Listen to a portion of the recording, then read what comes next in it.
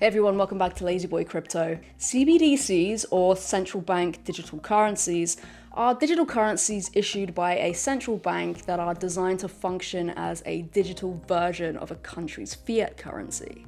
Unlike cryptocurrencies such as Bitcoin, Ethereum, CBDCs are not decentralized and are instead issued and backed by the central bank of a country.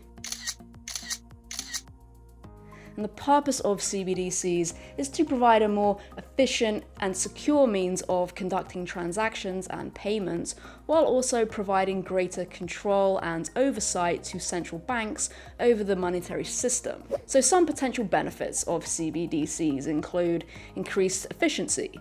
CBDCs can potentially facilitate faster and more efficient transactions and payments, reducing the need for physical cash and traditional payment systems. Number 2, improved financial inclusion. CBDCs can potentially provide greater access to financial services for people who are unbanked or underbanked, and particularly in developing countries. Number 3 is greater monetary policy control. CBDCs can potentially give central banks greater control over the money supply and enable more effective monetary policy. Number 4, reduced transaction costs. CBDCs can potentially reduce the costs associated with traditional payment systems, which can benefit consumers and businesses as well.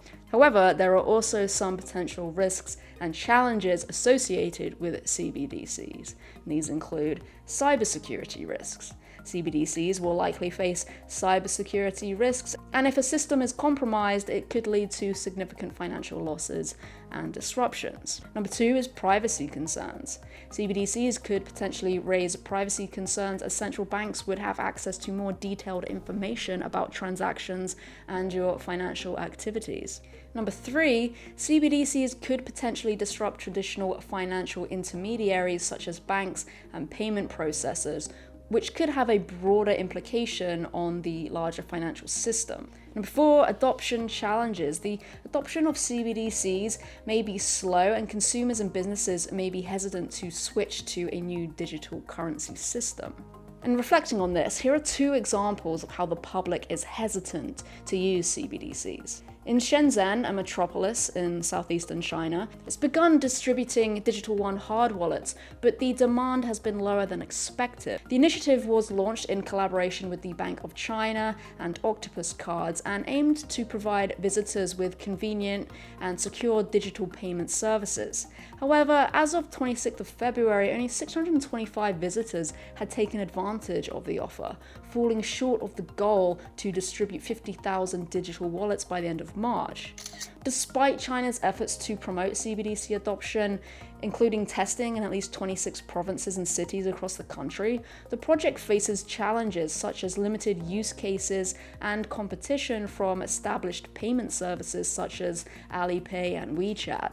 In Nigeria, citizens have taken to the streets to protest the cash shortage in the country and the government's implementation of a CBDC. The cash shortage occurred due to cash restrictions aimed at transitioning to a 100% cashless economy. But instead of adopting the CBDC, protesters demand the restoration of paper money. This experience in Nigeria strongly suggests that CBDCs present a substantial risk to financial freedom, but without providing any unique benefits. Despite the Nigerian government's efforts to spur CBDC adoption, including removing access restrictions and offering discounts for using the CBDC to pay for cabs, Nigerians still prefer cash and crypto. Over 50% of Nigerians have used crypto. When the US Federal Reserve solicited comments on CBDCs, over 2/3 of commenters were concerned about the risks to financial privacy, freedom, and the stability of the banking system. These 2 examples show that the general public don't want CBDCs yet. If the majority of the public don't understand crypto, how will they understand CBDCs? It doesn't take a genius to understand that governments around the world want more control over people's spending. They want to be able to see every single transaction a person makes, for several reasons actually. They want to make sure people can no longer hide income.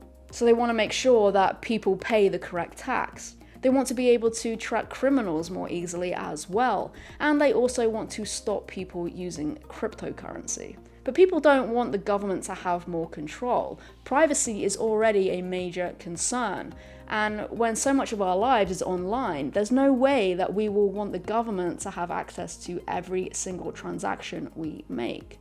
I don't think CBDCs can be stopped, but if enough of them fail, perhaps plans for new ones will be scrapped or halted. I see two extreme scenarios in the future. On one end, you have a world where cryptocurrencies and cash are banned. Credit and debit cards don't exist either. And the only way to make payments is through a CBDC, which has essentially been forced upon us. But on the other end, it's a world where we all use cryptocurrency to make payments.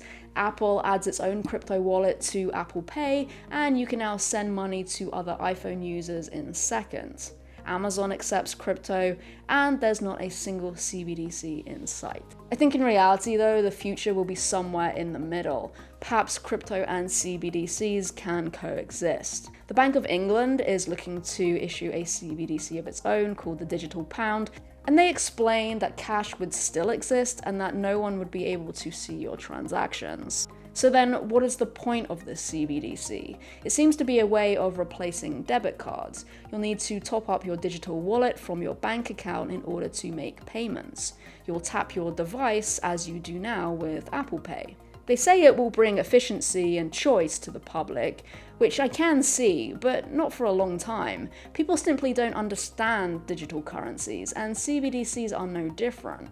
But if I know the UK, then they will do a nationwide marketing campaign when the time comes. Every bus will have a CBDC ad, and it will be something we just can't escape. So let me know, if your country issues a CBDC, would you use it? Why or why not? Let me know what you think in the comments. If you like this video, then please hit that thumbs up button, and also don't forget to subscribe. Thanks for watching. See you next time.